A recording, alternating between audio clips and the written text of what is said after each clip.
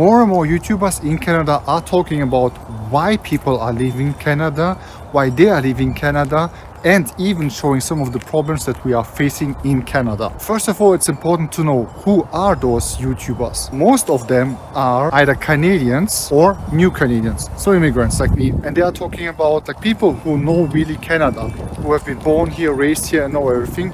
So they have a pretty good idea of why things are not going as well. But also people like me, new immigrants, we have our experiences from our own countries. Well, for me, from Germany, a good country from my point of view. So I personally have some standards that I want to see in Canada. If I don't see them here, then I'm maybe thinking, why is it not like it is in Germany? Why is it not like in Sweden or Norway and other good countries? I mean, comparing countries is not always completely fair, but I think it is fair to do so because you are considering living there with your family. So it's important, right? I mentioned that I am from Germany, right? But here's the thing. Many of the YouTubers who are saying they are leaving Canada, planning to leave Canada, or are talking about friends and family and such who are leaving Canada are actually from countries like Africa, India, Asia. So countries that are usually called second world, third world countries, poor countries, right? This is what they're called. So for people to leave Canada, it is supposed to be one of the richest and best countries over all of them to live. And they are saying, hey,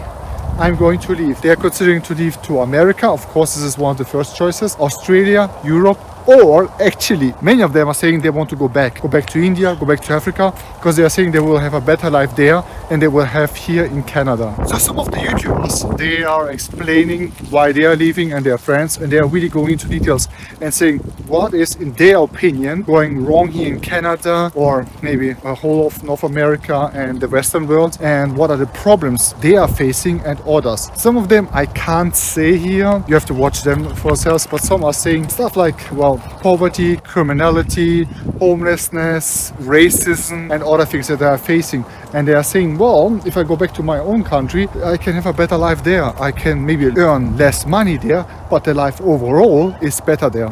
That's what they are saying. Some YouTubers have gone far and beyond that point. What I mean by that is they did something that is very unusual here in Canada. They took their cell phones with them, and really just their cell phones, and then they went to downtown Toronto, downtown Vancouver, Victoria, Montreal and such, especially our big cities. And then they showed some of our issues that we're facing, which is homelessness, drug addiction, substance abuse, vandalism, and high crime rates. Because they're showing downtown and they're showing how, I can't really say it because it's YouTube here, but you can look that up. And those things, they were never prevalent here in Canada, never. They were like, of course, we had homelessness and such, always had this problem, well, most countries, right? But it got so much worse, and those YouTubers are showing it, and for them, this is one of their reasons why they're leaving. For example, there's one YouTuber I saw in Toronto, and he says he lived for 11 years there, accepted the high costs, all the inconveniences of our huge city, but saying no more. He just can't take it anymore because it's so expensive. That's, by the way, one of the reasons people are leaving the bigger cities and Canada as well, and saying, I have to accept all those big costs. But on the other side, many of the issues are still not going away, even though I'm paying every year more and more money into the system. So many of those YouTubers, especially the ones that are from other countries, are now saying on their YouTube channel, they recommend newcomers not to come to Canada, not anymore. They tell them, well, go to Australia, America, Europe or whatnot, or stay in your country. Some do, and say don't come over here because it is expensive, you don't get what you really think you will get, and there are issues here as well. And by the way, those poorer countries, they are getting better and better. You can see like Nigeria, India and such, they're growing. Vietnam, I was there twice, really beautiful, and it's growing like the economy, and many other countries. So for them, the people are thinking, well, should I go on or not? This is the major reason why I'm doing this video, because some of you viewers are from countries like Vietnam and such, and I hope when you see this video that you will maybe not reconsider about coming to Canada, but first make sure you know all the informations and not paying all that money to come here to Canada and then just to move back, because it's really expensive. So now Canada's public image is really getting more and more damaged, because now we're having people who are sitting just with their cell phone, going in downtown, showing videos about how ugly partially it looks like in our cities, the problems that we are facing. And their YouTube channels are actually growing because they're showing the problems here. They're showing a side that no one else ever showed about Canada. One of the reasons is because we never had those issues that much here in Canada. But now it really is becoming a really bad stain in Canada. I'm still partially okay and good with it because I want people to know about those problems, because if nobody knows about it, then our politicians can pretend there is nothing going wrong in here in Canada. So is immigration stopping here in Canada? No, by far not, by far not.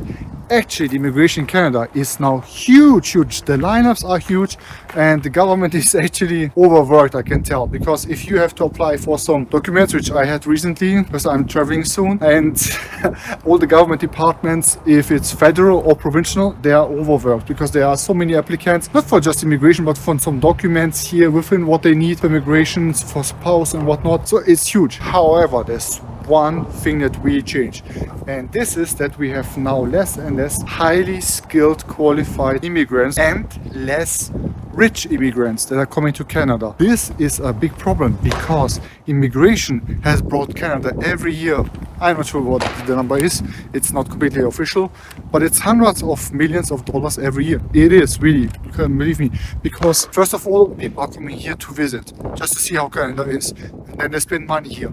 Once they're coming here, they have to show that they can sustain themselves for 1 or 2 years here in Canada, and their family as well. So it's a lot of money they have to provide. And once they're living here, they bring usually all their money from their foreign accounts here in Canada and spending it all on houses, on cars, and usually many times on big trucks as well. So for Canada, this is a big problem because as money is coming into the country.